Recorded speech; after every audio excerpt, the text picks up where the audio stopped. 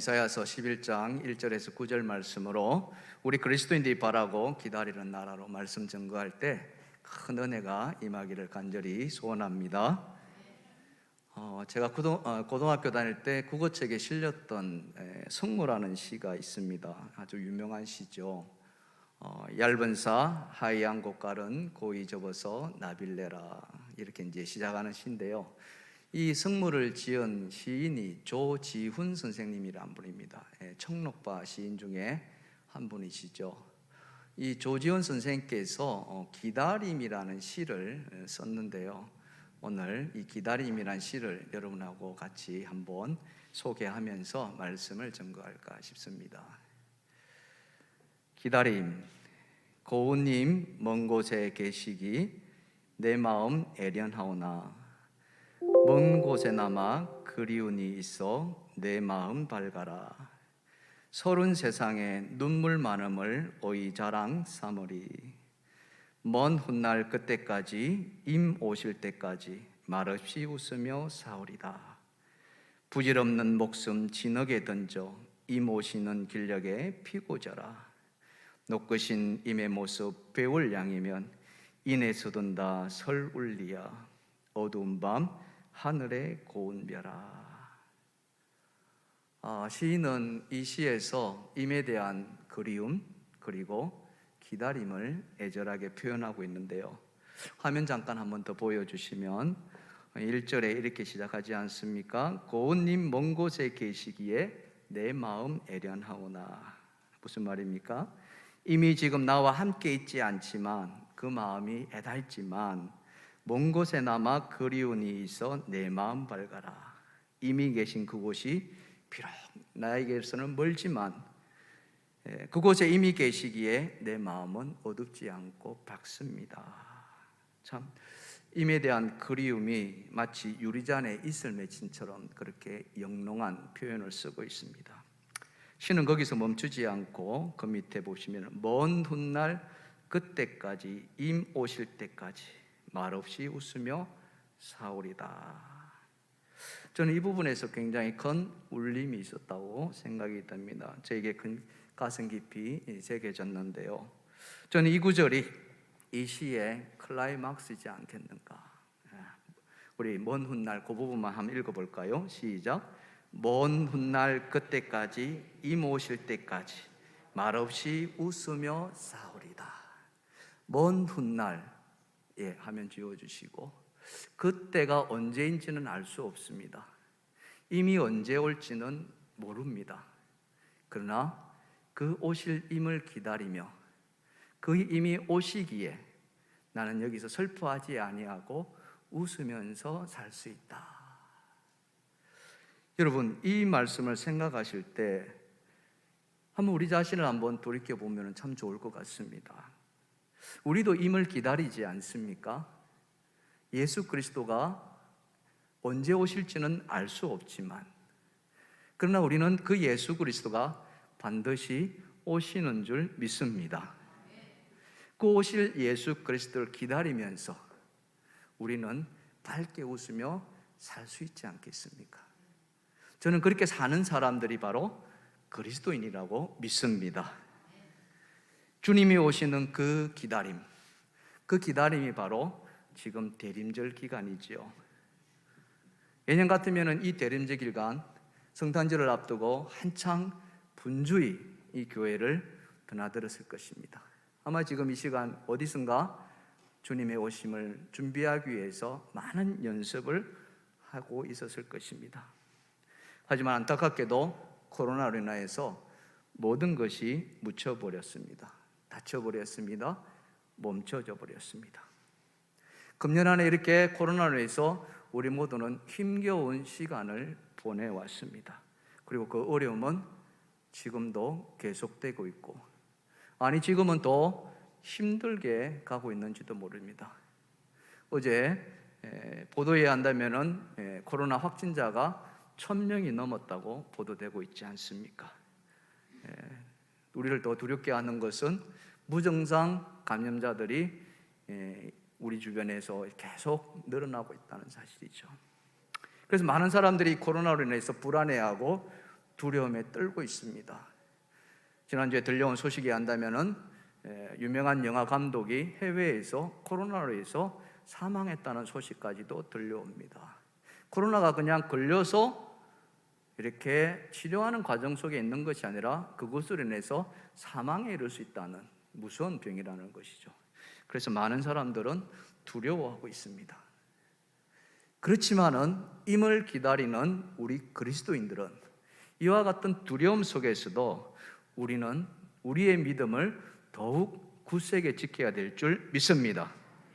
아무리 코로나가 우리의 생명을 위험으로 몰고 간다 할지라도 우리 그리스도인들은 거기에 굴하거나 낙심하거나 좌절해서는 안 되는 줄 믿습니다. 왜 그렇습니까? 왜 코로나 앞에서 우리가 우리의 모든 것을 내려놓고 낙심하거나 좌절하거나 포기해서는 안 됩니까? 그것은 바로 예수 그리스도 때문인 줄 믿습니다. 예수 그리스도 때문에 우리는 낙심할 수도 없고 낙심해서도 안 되는 줄 믿습니다. 좌절해서도 안 되고 좌절할 수도 없고 포기할 수도 없고 포기해서도 안 될 것입니다. 그것은 바로 예수 그리스도가 우리의 구주이시기 때문에 그렇습니다. 예수 그리스도가 언제 오실지 모르지만 그 예수 그리스도를 우리 안에 소망하고 있기 때문에 그렇습니다. 우리가 예수 그리스도를 생각할 때 저는 4가지 사건을 꼭 기억해야 될 줄 믿습니다. 4가지 사건. 뭐냐 하면은 바로 예수 그리스도는 십자가에 죽으셨다는 사실, 십자가의 사건입니다. 이 땅에 오셔서 우리의 죄를, 바로 나의 죄를 대신해서 예수 그리스도는 십자가에 죽으신 줄 믿습니다. 두 번째로 기억해야 될 것이 그 예수 그리스도가 십자가에 죽으셨지만 죽은 자 가운데서 사흘 만에 부활하신 줄 믿습니다. 부활의 예수를 우리는 기억해야만 합니다. 그것이 두 번째 사건이었고요. 세 번째 사건이 그 부활하신 예수 그리스도가 승천하셨다는 사실이죠. 제자들이 보는 앞에서 승천하셨다는 사실입니다. 그런데 이 승천만 중요한 것이 아니라 그보다 더 중요한 것이 있습니다. 그걸 우리가 한번 찾아보면 좋겠는데요. 여러분 사도행전 1장을 한번 찾아보시겠어요? 사도행전 1장 11절 말씀입니다.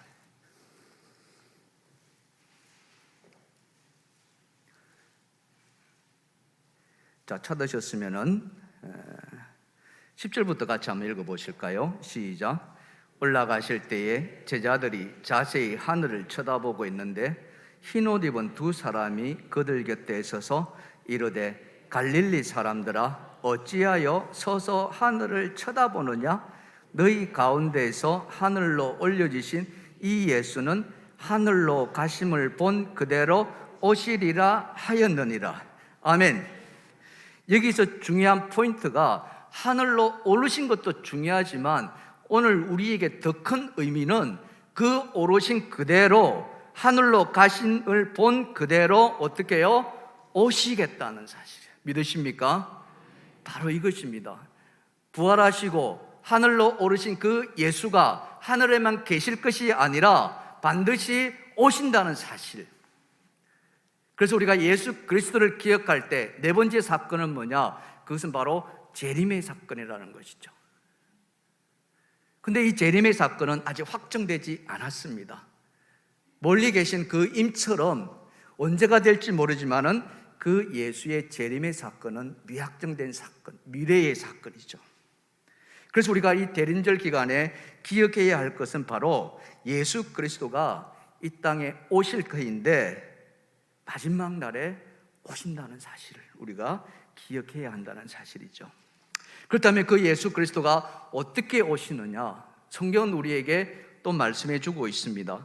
마태복음 24장 30절과 31절에 보시면은 그때에 인자의 징조가 하늘에서 보이겠고 그때에 땅의 모든 족속들이 통곡하며 그들이 인자가 구름을 타고 능력과 큰 영광으로 오는 것을 보리라. 다 같이 그가 큰 나팔 소리와 함께 천사들을 보내리니 그들이 그의 택하신 자들을 하늘 이 끝에서 저 끝까지 사방에서 모으리라.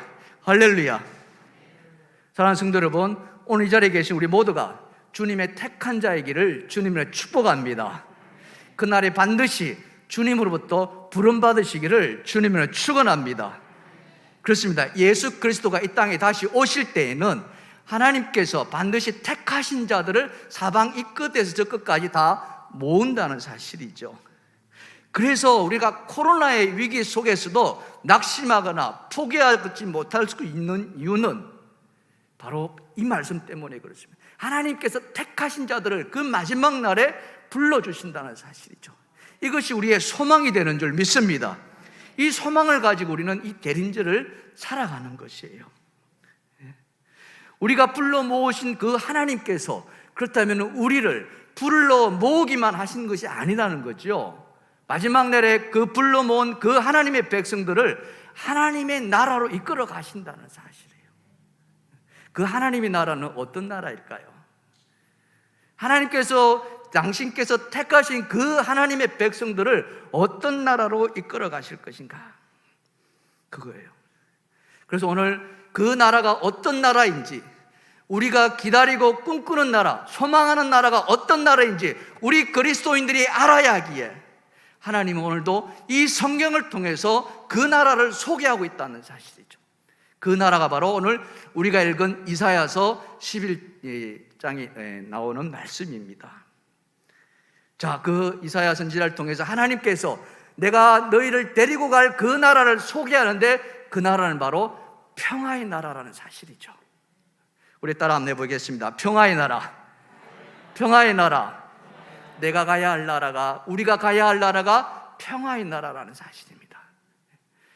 이사야서 11장 6절 말씀해 보시면은 그 나라는 이렇게 소개하고 있습니다.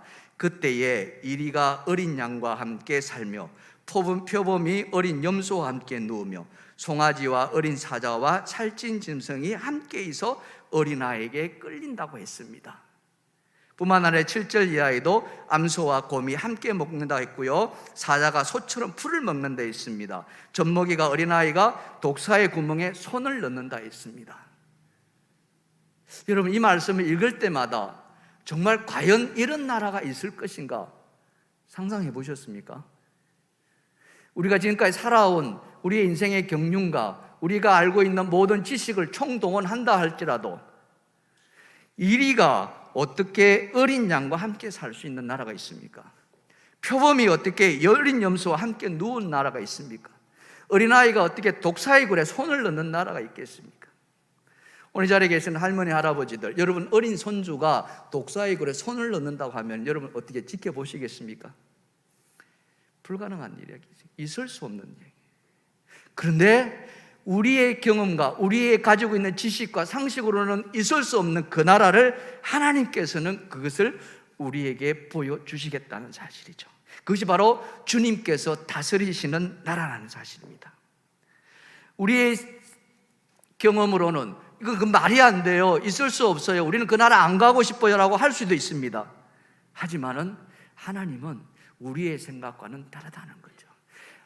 하늘이 땅보다 높은 것 같이 하나님의 생각은 우리의 생각보다 높다고 말씀하셨습니다. 믿으시면 아멘 합시다. 그래서 우리가 생각할 때는 그 나라가 정말 기가 막힌 나라이지만은, 그러나 그 나라가 하나님께서 보여주신 나라이기에 우리는 소망을 가지고 기다려야 되는 줄 믿습니다. 그 나라가 그런 좋은 점이 있는 반면 또 9절에 보면 계속해서요, 뭐라고 말씀하고 있느냐 하면은 내 거룩한 산 모든 곳에서 해됨도 없고 상함도 없을 것이다 라고 이야기합니다. 해됨도 없고 상함도. 무슨 말입니까? 다침도 없고 다치게 하는 것도 없고, 결국 뭡니까? 아픔도 없고 슬픔도 없고 고통도 없다는 거 아니겠습니까? 그런 나라가 바로 하나님의 나라. 우리는 이런 나라를 완전한 나라라고 이야기합니다.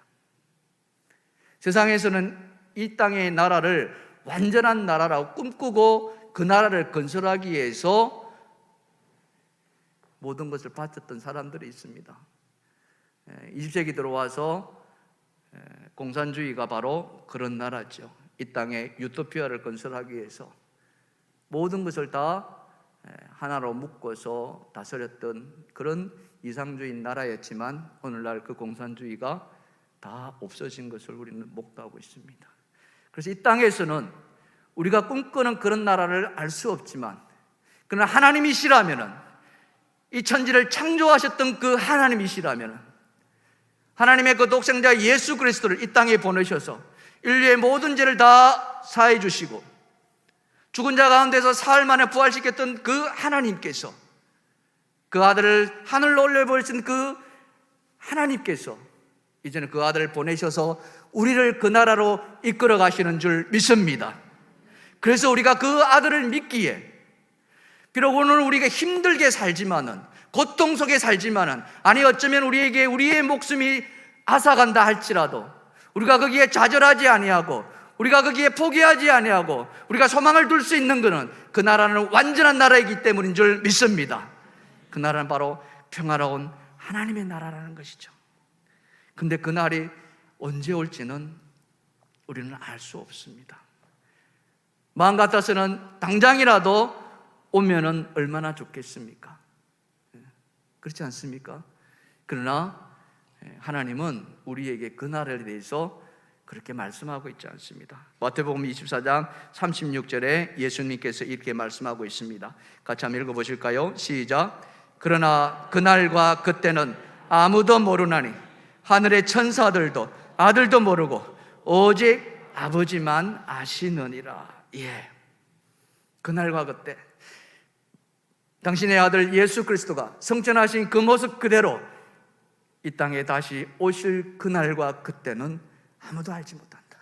심지어 오실 그 아들조차도 알지 못한다고 말씀하셨습니다. 오직 누구만 아십니까? 하나님 아버지만 아신다는 사실이죠. 우리는 이 말씀을 믿어야 됩니다. 그래서 우리가 이 말씀을 믿고 우리의 신앙을 지켜야 됩니다. 오늘도 우리 주변에는 수많은 이단들이 이 말씀을 왜곡하고 있어 하나님 나라가 언제 임할 것이라는 것을 가짜로 이렇게 말하면서 사람들을 현혹시키고 있습니다. 과거에도 그렇고 지금도 역시 마찬가지죠. 그러나 우리는 성경이 아니고서는, 성경에 말씀하는 것이 아니라면 결코 믿어서는 안 되는 줄 믿습니다. 근데 너무나 중요한 것은 그날이 언제인지는 알지 못하지만, 그래서 우리는 막연하지만은, 그래서 아무것도 기대할 수 없을 수도 있겠지만 하나님은 그런 마음을 아시고서 우리에게 이와 같은 또 축복의 말씀을 해주셨습니다. 여러분, 그 말씀이 뭔지 아십니까? 그것은 바로 하나님 나라가 이 땅에 임하고 있다는 것을 말씀해주고 있다는 거죠. 자, 누가복음 17장 21절 말씀입니다. 예수님께서 이렇게 말씀하십니다. 다 같이 읽겠습니다. 시작.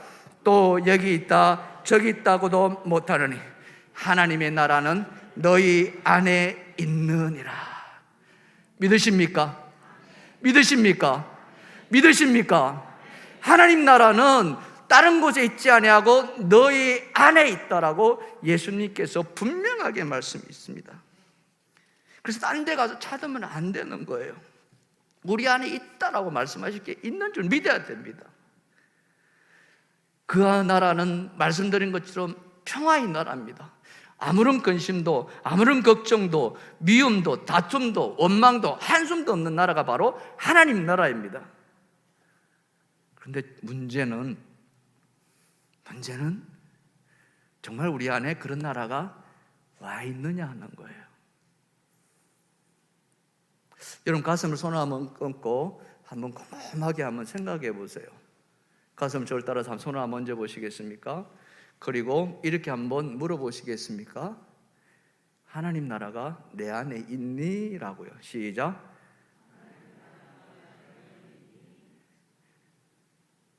어떻게 대답이 들려옵니까? 있어요 라고 하는 사람 손들 한번 들어보실까요?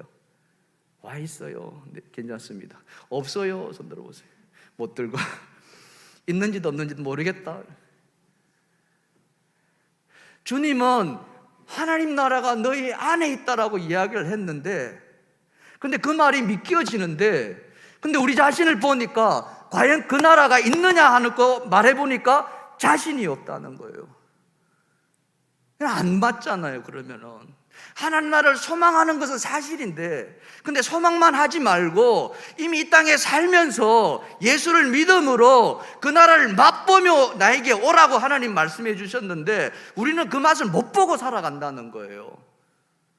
도대체 뭐가 문제냐 이거죠. 왜 우리는 그 나라가 확신이 안 되냐 이거죠. 저는 이것을 제대로 알기 위해서는 두 가지 원리를 알아야 된다고 생각합니다. 두 가지 원리에 알을 뿐만 아니라 살아야 된다고 생각합니다. 하나는 우리가 다 살아가고 있는 이 세상의 원리대로 사는 겁니다. 보통 삶의 원리라고 이야기하죠. 게으르지 않고 열심히 땀 흘려 일해서 땀 흘린 대로 우리가 소득을 얻고 그 소득대로 정직하게 살아가는 보통 사람들의 원리입니다. 우리는 그것을 이 세상의 원리라고 말합니다. 그러나 우리 하나님 나라를 기다리는 그리스도인들은 이 세상의 원리뿐만 아니라 이 세상이 아닌 하나님 나라의 원리를 가지고 살아가야 한다는 거예요. 그래서 이 세상의 원리라고 하니까 그게 반대되는 개념으로 생각한다면 저 세상의 원리라고 하면 좀 더 쉽게 이해가 되겠죠. 이 세상의 원리뿐만 아니라 저 세상의 원리도 함께 가지고 살아가야 한다는 사실이에요. 근데 문제는 뭐냐면 저 세상의 원리와 이 세상의 원리가 서로 상충될 때, 부딪힐 때가 문제라는 거예요. 근데 우리가 살아가면서 이 세상의 원리와 저 세상의 원리가 부딪힐 때가 너무 많다는 거죠. 이렇게 부딪혔을 때 어떻게 하느냐 이거예요. 우선순위 문제라는 겁니다. 우선순위. 어디에다가 우선순위를 둘 것인가? 그 우선순위는 가치관의 문제고 의미의 문제겠죠. 어느 것이 더 가치가 있고 어느 것이 더 의미가 있느냐 하는 겁니다. 이 세상의 원리가 더 가치 있고 더 중요하고 더 의미가 있는 사람은 거기에 따라갈 것이고, 그것보다도 저 세상의 원리가 훨씬 더 중요하고 훨씬 더 가치가 있다고 사람들은 저 세상의 원리를 붙들고 삽니다. 우리 그리스도인들도 마찬가지입니다. 그리스도인들이 해서 다 저 세상의 원리를 붙들고 사느냐? 그렇지 않습니다. 자기의 생각대로 살아가신다는 사실이죠. 문제는 그렇다면 저 세상의 원리는 뭐냐 하는 거예요. 이 세상의 원리는 우리가 보통의 삶의 원리이기 때문에 정직하게 살아가는 것, 성실하게 살아가는 것, 부지런히 살아가는 것 다 압니다. 문제는 저 세상의 원리가 뭐냐 하는 거예요. 저 세상의 원리가 무엇일까요? 여러분 알고 계십니까? 알고 계시나요? 예, 알고 있습니다. 알고 있는데 우리가 그것을 인식하지 못하고 살아가고 있다는 거예요. 저 세상의 원리, 하나님 나라의 원리, 그 하나님 나라의 원리를 하나님께서 우리에게 가르쳐 주셨습니다. 그렇지 않겠습니까? 하나님 나라의 원리가 있는데 그것을 우리에게 가르쳐 주지 않고 어떻게 하나님 나라가 너희 안에 있다라고 말씀하실 수 있겠습니까? 분명히 우리가 상식적으로 생각하더라도 하나님 나라를 하나님께서 우리에게 가르쳐 줬다고 생각할 수 있지 않겠습니까? 그렇다면 하나님께서 가르쳐 주셨다면 어디에 있겠습니까? 어디에 있겠습니까? 바로 이 성경 안에 하나님 나라가 원리가 있다는 거예요. 믿으시면 아멘 합시다. 대표적으로 하나님 나라의 원리 하나만 여러분께 말씀드리면은 그것은 세상의 원리와 상충되는 거거든요. 예수님께 오셔가지고 산에 오르셔서 가르친 말씀이 있습니다. 그것이 무엇입니까? 산상수훈이라는 게 있죠. 마태복음 5장에 보시면은 산상수훈이 있습니다. 같이 한번 열어보실까요? 마태복음 5장입니다.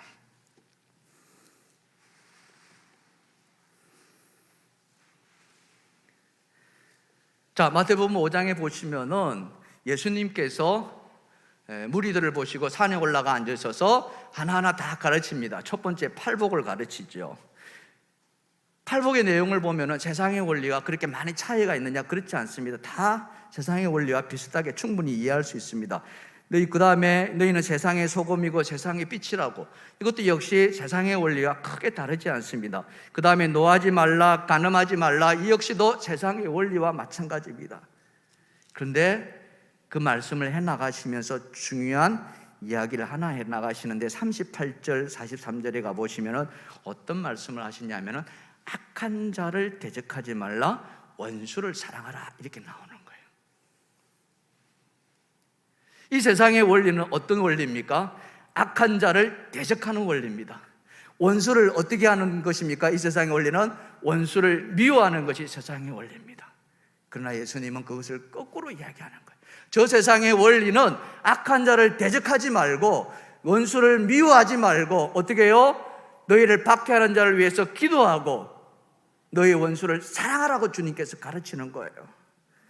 여러분 5장 38절 보시면은 마태복음 5장 38절에서 41절을 보세요. 또 눈은 눈으로 이는 이로 갚으라 하였다는 것을 너희가 들었으나 세상의 원리죠. 나는 너희에게 이르노니 악한 자를 대적하지 말라. 누구든지 내 오른뺨을 치거든 왼편도 돌려대며 또 너를 고불하여 속옷을 가지고 자는 자에게 겉옷까지 가지게 하며 또 누구든지 너를 억지로 오리로 가게 하거든 그 사람과 심리를 동행하고 내 오른뺨을 치거든 왼편을 돌려대고 네 속옷을 가지고 자거든 겉옷까지 벗어주고 오리를 가자고 하는데 심리까지 가지고 이게 세상의 원리하고 반대되는 저 세상의 원리, 하나님 나라의 원리라는 거예요. 근데 그 원리를 우리에게 말씀해 주고 있다는 거예요. 이 원리대로 살아야 되는데 우리는 어때요?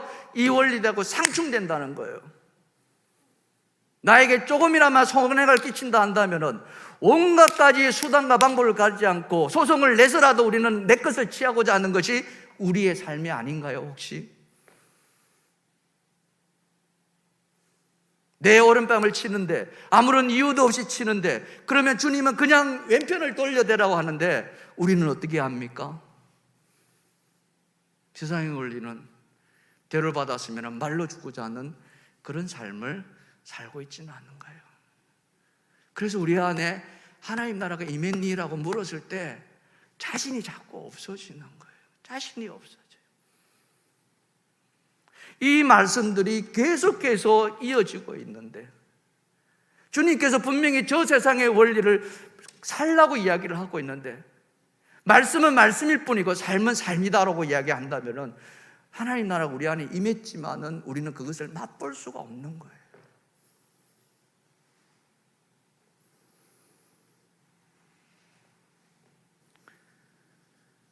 제가 이 하나님 나라 원리를 살아가는 분을 뵌 적이 있습니다.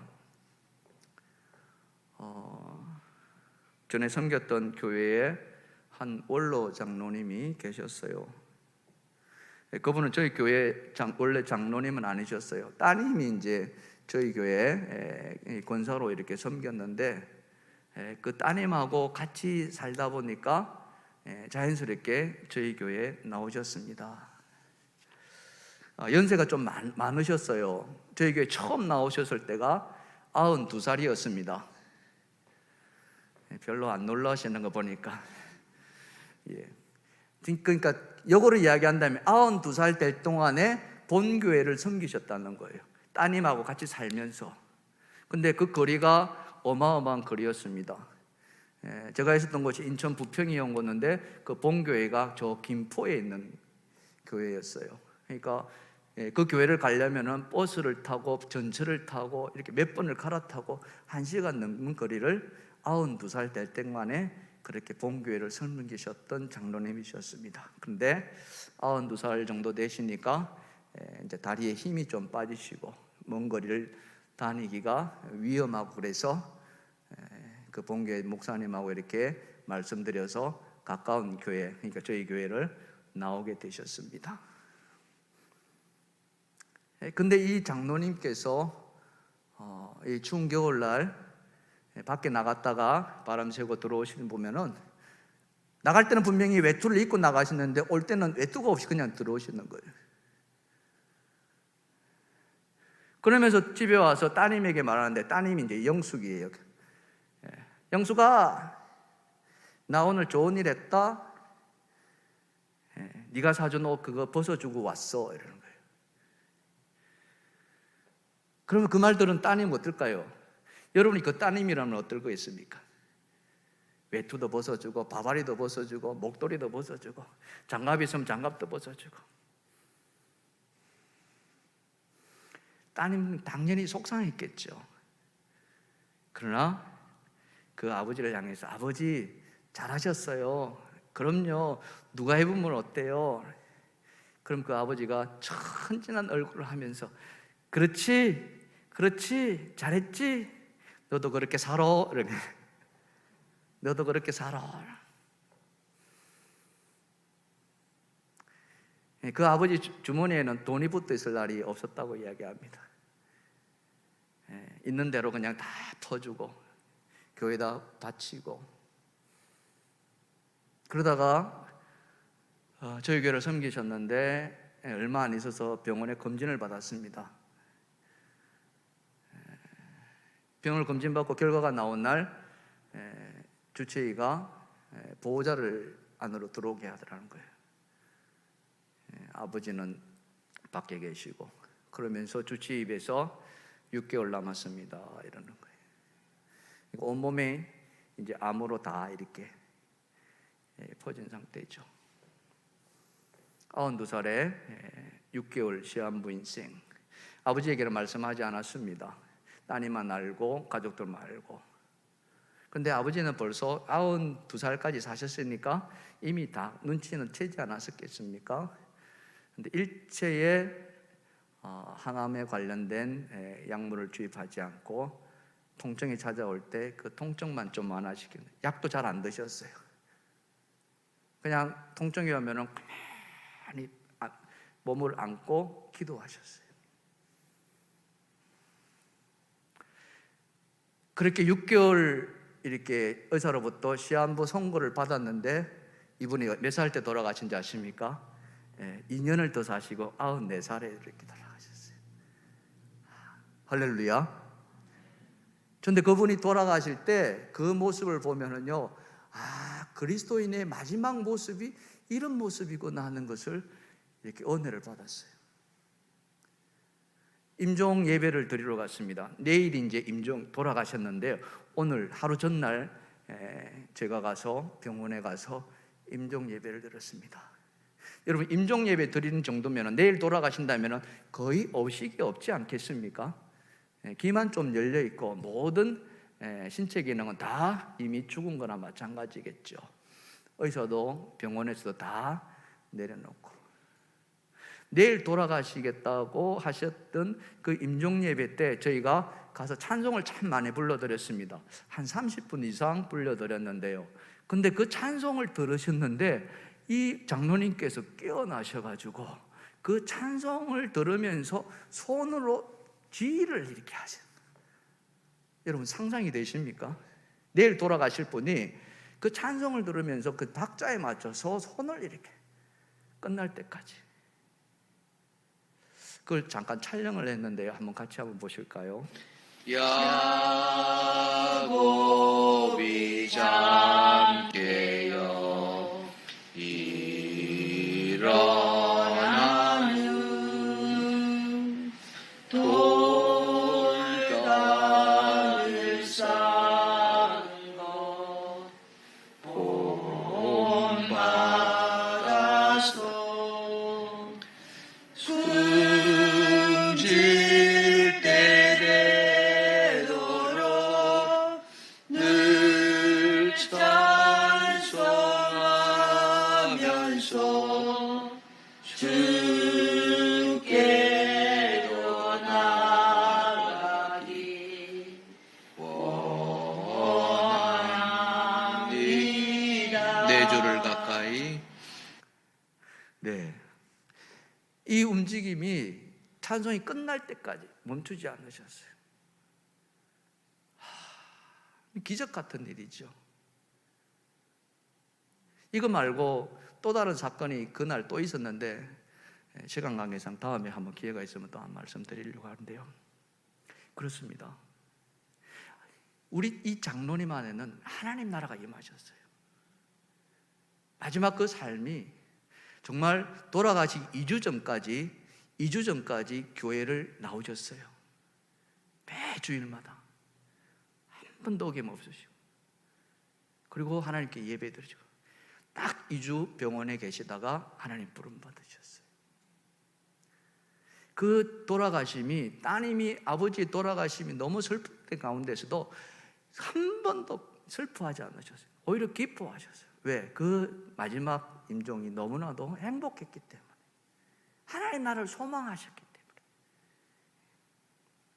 하나님께서 왜 예수 그리스도를 이 땅에 보내셨습니까? 왜 예수 그리스도의 십자가에 못 박혀 죽으시게 하셨습니까? 그것은 바로 우리를 사랑하시기 때문인 줄 믿습니다. 그 우리를 죄악 가운데 건져주실 뿐만 아니라 하나님의 자녀를 삼아주셨습니다. 그리고 우리를 바로 저 영원한 나라, 평화의 나라로 하나님께서 데려가기를 원하신다는 사실이죠. 그 나라는 어떤 나라입니까? 이리가, 그죠? 염소와 함께 뛰노는 나라입니다. 사자가 소와 함께 풀을 먹는 나라입니다. 믿으시면 아멘 합시다. 어린아기가 독사의 굴에 손을 넣고서 장난치는 그 나라입니다.